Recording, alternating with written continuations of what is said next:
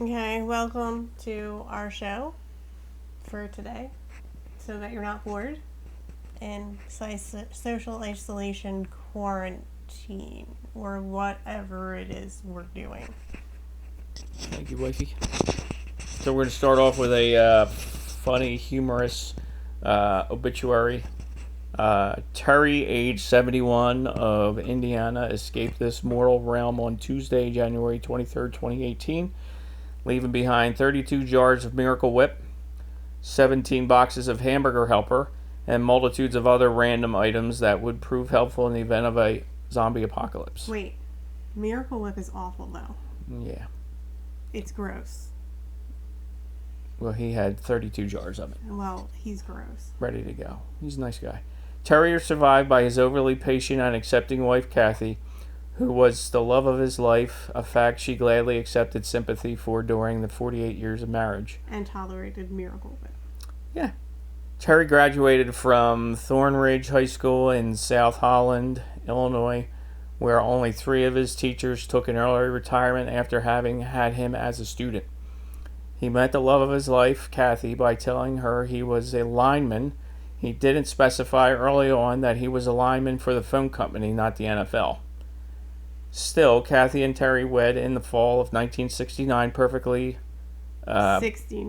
1969. 69. Waka waka. Perfectly between the summer of love and the winter of regret.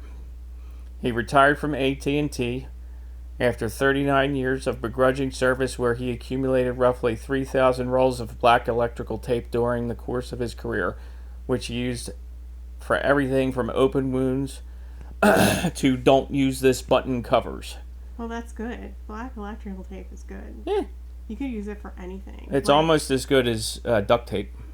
But duct tape you couldn't use on nipples, but you can use black electric tape on nipples to make pasties if you don't have any handy. Pro tip. This is not a family-friendly video channel, apparently. He despised the uppity foods like hummus, which his family lovingly called bean dip for his benefit, which he loved consequently. He couldn't give a damn about most material things, and automobiles were never to be purchased new. He never owned a personal cell phone, and he had zero working knowledge of the Kardashians.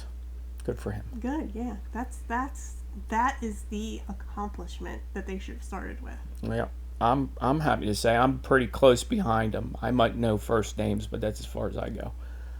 Terry died knowing that The Blues Brothers was the best movie ever. Young Clint Eastwood was the baddest ass man on the planet, and hot sauce can be added to absolutely any food. It can. Terry volunteered to service in the United States Army and was an active combat veteran in the Vietnam War. So we thank him for his service, of course. Yes. Thank the vitamins. Veterans, you don't watch the same or listen to the same podcast as me. So yeah, but Thank you, Terry, for your service to our country. Yeah.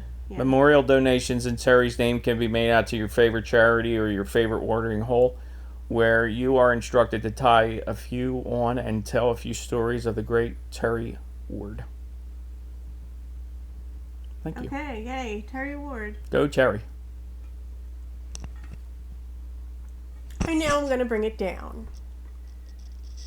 Bring it down. So I'm going to start with the story, which some of you may know, some of you may never have heard of. If you are from, like, Hispanic descent, then you have heard of it. But us East Coasters, since we live in Pennsylvania, and most of you are from Pennsylvania or New Jersey that are watching this, you probably haven't heard of it unless you saw the stupid movie that came out about it. Which, whatever, makeup was good, but meh. Anyway. So, at a party, a servant girl waits on a nobleman, bringing him water. She's just doing her job, but he can't take his eyes off of her. He keeps coming back for her and begins to build a relationship with her. And one night, they kissed, and their love affair began. They were young and in love, and she spent many nights at his place, and eventually he asked her to quit her job. How you do. And then he would pay her rent. Also, how you do. Oh, and just to intersect again, there are many versions of this story. So, sorry if it's not the one you know, but there are many versions of this story. So, she fell pregnant. She was worried because she was unwed, and it was a sin, and at the time people were like, meh, no unwed pregnancies. Bad news. So the man offered to move her into another apartment that would be secret, because the man's family would disown him if they knew he was even with a woman like her, because she was a servant and he was a nobleman. So he moved her into their secret little apartment and started a secret life. He pretended to live at his old place and would receive and respond to families' letters there. Eventually, he allowed close friends into the secret part of his life, and no one cared that he loved and had children with the servant girl. They threw parties, and the girl was accepted into the group. The man even called her his wife, although legally they were not married. For a decade, their life was bliss. Then the mail came. Not to his public apartment, to their secret family one. It was from his parents, telling him that his inheritance depended on him making a suitable match. They had found him a countess to wed. They eagerly awaited his reply consenting to the match so they could plan the ceremony. He was torn, but decided his family would not know about his secret family, but he would continue to support them. Winner! She told him he was weak and only cared about money. Like she should, because duh. So he left. His friends and her friends abandoned her. Months later, the money stopped coming. Surprise. The nobleman did not return. Also, surprise. The servant girl learned that the countess knew about her and the children.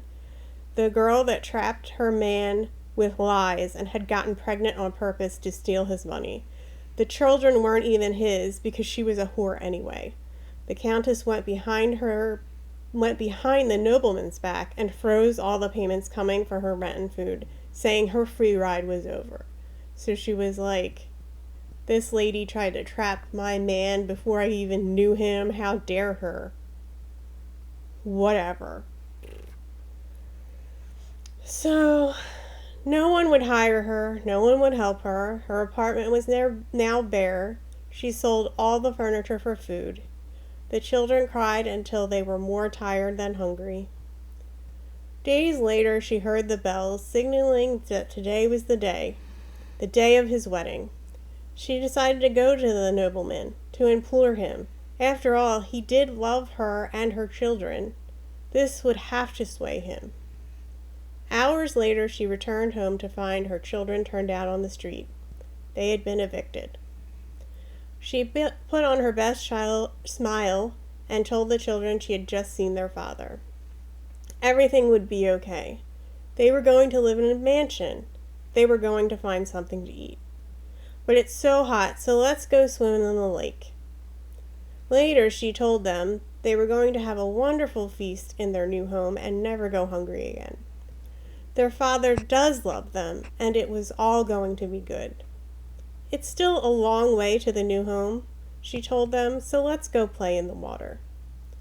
The older child dove right in. The younger two were uneasy about the water, so their mother, in her white dress, helped them wade in until they began to relax and swim and splash and play. She called over her older son. She asked him if he knew that she loved him. He thought this was odd, but eventually his mother hugged him tight. Then she pushed him under the water. He struggled a lot, but eventually he didn't. The younger two were easier. They weren't strong swimmers. A crowd gathered, and police were called. But she never ran. She just let them arrest her. Earlier, at the wedding, she had called out to the nobleman. He turned and met her eyes, and turned away, ignoring her. She was hung on the gallows, and she never stopped crying, weeping for her children. It is told when she got to heaven, her children were not there. So St. Paul cursed her to earth to be bound until she finds her children, and she hunts every night for them. She calls other children to the water because they could be her children. When the nobleman found out it was his children that were drowned by their mother, he hung himself. No one wins.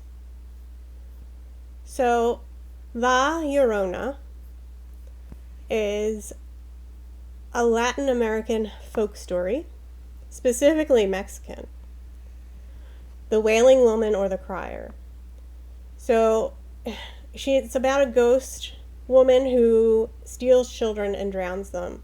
Like I said, there are multiple versions of this. As goes with oral folklore stories, they change over the years and the families that are telling them. So, she's also known to lure men to the water and have them drowned as well because, the nobleman or rich man or her husband that fell in love with a younger woman, was an asshole, so she's got to get revenge on all men, which makes sense, and drown them. And children. Well, the children she thinks are her children, so she's trying to collect children until she finds the right children. Sometimes, in some stories, she also eats them, which I'm not sure how that really works, because she didn't eat her own children, but whatever, some stories say that. Yep. So, the theme is very patriarchal. The monster is feminist in society. It's a warning to women to not follow their womanly desires, especially after becoming a mother. Female agency will only lead to villainy because she made the decision to be with that noble man. And good femininity versus bad femininity.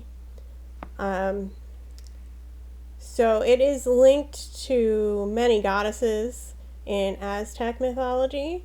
The goddess Cihuatl, which I'm not even sure I'm saying that right. She is the goddess of fertility and destruction, like Kali. She ground up bone and god penis to create the first human, which is very resourceful, if you ask me. Who knew that penis could make people? Oh, wait. Everyone. So, she represents life from death, basically a dichotomy. The first documentation written was written by the Spanish friars that came over, the whole killing of the Aztecs and converting them to Christianity and Catholicism, because that's how we do. And those are called the codexes. In the Florentine Codex, she's mentioned. She is the goddess that foretells the invasion of the Spanish and the following defeat. She wanders the streets weeping and crying, calling out for her lost children, the Aztec people. She's an omen of war and death, always appearing while wearing in white over and over. Sound familiar? Fun fact, her name means woman snake. The friars believe that this goddess was Satan in disguise because of the Adam and Eve story. Because everything in the entire world relates to Christianity and Catholicism because... That's how it goes. Yeah. Yep. Yeah. So, she also appears similar to Greek mythology, as in Hera's curse on one of Zeus's mistresses, Lamia. And Hera cursed her, I believe, with no sight, but also to eat her own children. So maybe that's where the eating of the children comes in. And the Banshee and even Lilith. So that's all we have for you this week. If you have personal stories about La Llorona, or La Llorona, like the American way you would say it, because, we're so special, we have to take over pronunciations. Leave them in the comments, or you can message us or email us. If you have any funny obituaries you run across, please send it to us. And let us know how you like the show in the comments, and we'll see you next week. Bye. Bye.